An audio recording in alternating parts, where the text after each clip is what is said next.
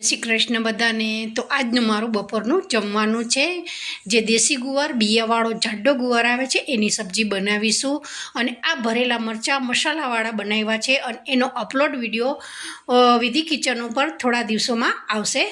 તો હવે આપણે આ ગુવાર છે એને પહેલાં કાપી નાખવાનો છે અને કપાઈ ગયા પછી તમે જોઈ શકો છો, જુઓ આ રીતે પાણીથી સરસ ધોઈ નાખવાનો છે। ધોઈ જાય પછી આપણે થોડું વધારે લસણ લઈ અને આ ગુવારને બનાવવાનો છે, કારણ કે આ દેશી ગુવાર છે અને બિયાવાળો ગુવાર છે। તો આ રીતે વધારે લસણ અને વધારે મરચું નાખી અને બનાવશો તો બહુ સરસ ટેસ્ટ આવે છે।